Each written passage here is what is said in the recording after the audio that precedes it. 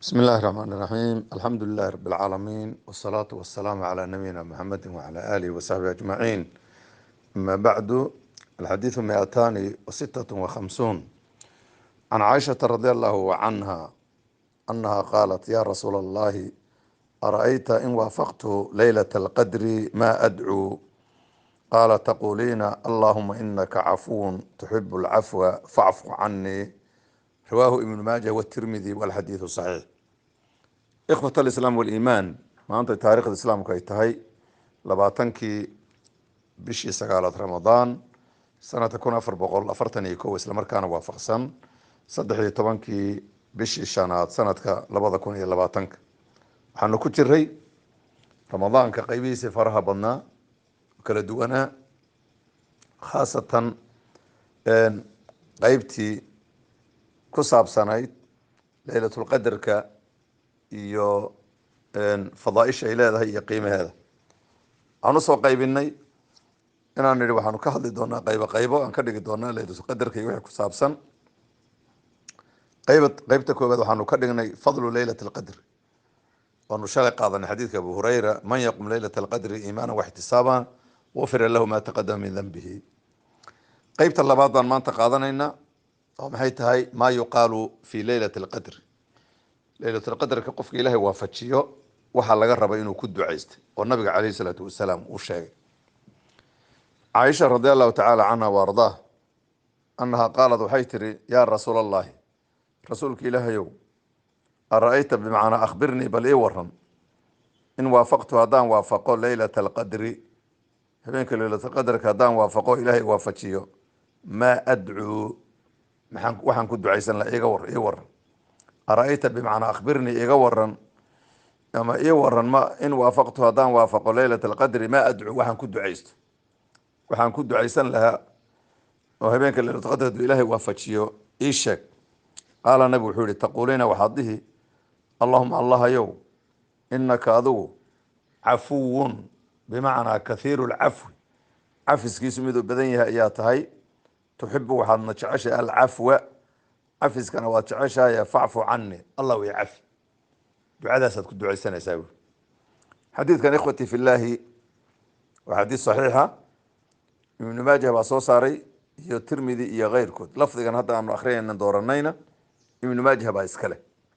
lafdiga tirmidi waxaa ku jiray waxyar buu kaga duwan yahay, sida kale waa isku mid wey. allahuma inaka cafuwun kariimun buu ku darhaya. allahuma inaka cafuwun kariimun tuxibu alcafwa facfu cani. asna tirmidiisa w kariim intaasuu ku darhaya. idan lafdiga xadiidku waa intaasuu ku joogaa: allahuma inaka cafuwun tuxibu alcafwa facfu cani.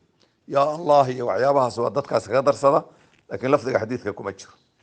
xadiidkan ikhwati fillahi wuxuu noo cadaynayaa maa yuqaalu fi laylati alqadr.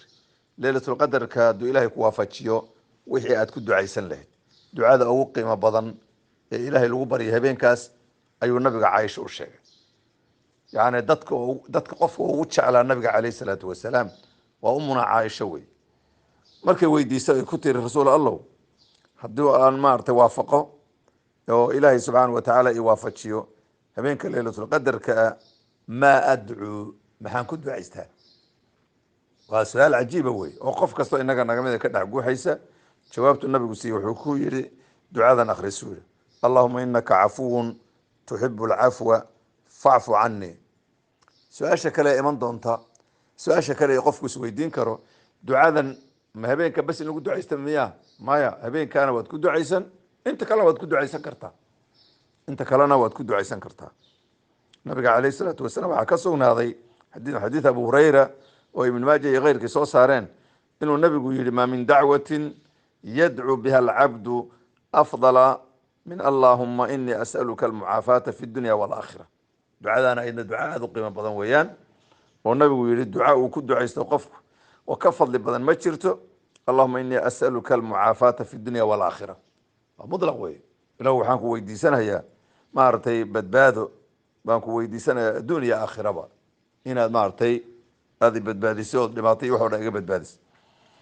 marka aan usoo noqona marka xadiidkeenan habeenka laylatul qadarka ducada lagu ducaysta midda ugu fadli badan waa midaas markaa nabiga caaisha uu u sheegay idan inaanu ku dadaalo ducadaas allahuma inaka cafuwun tuxibu alcafwa facfu canii ayaad dhahaysaa allahuma inaka cafuwun wasiiqatu mubaalaga weye bimacnaa allahuma allahayow inaka adugu cafuwun bimacnaa kathiiru lcafwi cafiskiisu miduu badan yahay ayaa tahay kathiiru lcafwi baad sifada ilaahay maarata min sifaati inuu maaratay cafuwun uu yahay weeyaan kathiiru lcafwi cafiskiisu miduu badan yahay ayaa tahay tuxibu lcafwa cafiskana waad jeceshahay oo addoonkaada aad iska cafidi facfu canii alla way cafi idan ducada ugu qiimo badan oo qofka muslimka uu ku ducaysto habeenka laylatulqadarka waa ducadaas weye idan qof kastoo muslimow ducada xifdi kuna ducayso ku ducayso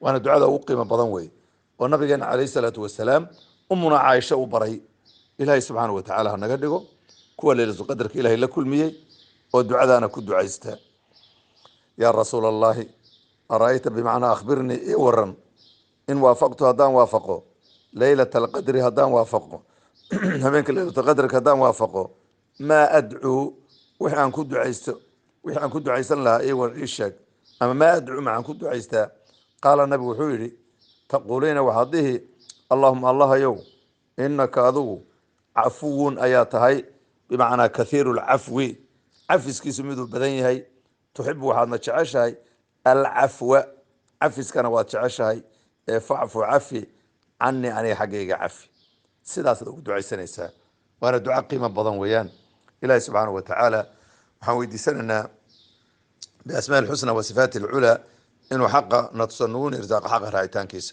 idan halkaana waxaan ku qaadanay maaragtay maa yuqaalu fi leylati alqadr habeenka leylatulqadarka wixii la dhihi lahaa lagu ducaysan lahaa waanu soo maray fadlu leylat alqadri hal xadiid baan kasoo qaadanay oo xadiidka abu hurayra mawduucii labaad waxaa weeyaan booskii labaad maa yuqaalu fi leylati alqadri waxaanu u gudbi doonaa insha allahu tacaala maa yuqaalu maaragtay ama maa warada fi lcashri alawaakhir tobanka dambe iyo wixii kusoo arooray inuu leylatulqadrika tobanka dambe yahay iyo wixii kusoo arooray baan ayaan usii gudbeen marka mawaadiic saa un qaybinay ayaanu ku soconaynaa hal mar baan xadiidka ku celinhayaa الحديث 256 عن عائشة رضي الله عنها أنها قالت يا رسول الله أرأيت إن وافقت ليلة القدر ما أدعو قال تقولين اللهم إنك عفو تحب العفو فاعف عني رواه الترمذي وابن ماجه وهذا لفظ ابن ماجه والحديث صحيح